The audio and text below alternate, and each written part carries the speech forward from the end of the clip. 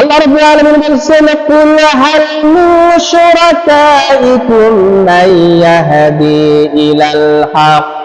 আল্লাহ রাব্বুল আলামিন বলছেন, তাদেরকে জিজ্ঞাসা করো, তোমাদের কল্পিত শরীকদের মধ্যে এমন কেউ আছে নাকি যিনি সত্য সঠিক পথের নির্দেশনা তোমাদেরকে দিতে পারেন। আল্লাহ পাক বলছেন, তোমরা যাকে মাবুদ বলো, যার তোমরা পূজা করো, জীবিত অথবা মৃত মানুষের অথবা মানুষের তৈরি করা আইন কানুন মানো, এরা কি তোমাদেরকে সঠিক পথ দিতে পারে?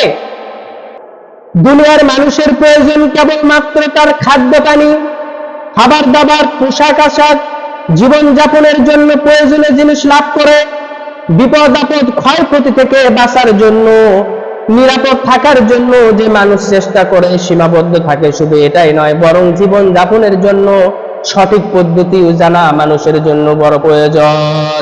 মানুষ শুধু খাবে, ইনকাম করবে, বাড়িঘর তৈরি করবে, পোশাক আশাক গ্রহণ করবে, এটাই তো মানুষের জীবন নয়। মানুষের জীবন পদ্ধতি কিরকম হবে, এটা সবচেয়ে বড় প্রয়োজন জানা। যার কারণে আল্লাহ রাব্বুল আলামিন বলছেন, তোমরা যাদেরকে মাবুদ বলে মানো, তারা কখনোই তোমাদেরকে খাদ্য দিতে পারে না, বস্ত্র দিতে পারে না, বিপদ আপদ থেকে রক্ষা করতে পারে না।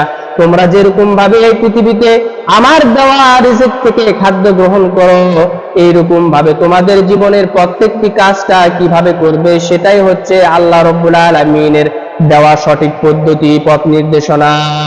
এটাই হচ্ছে আল্লাহর দেওয়া পথ নির্দেশনা।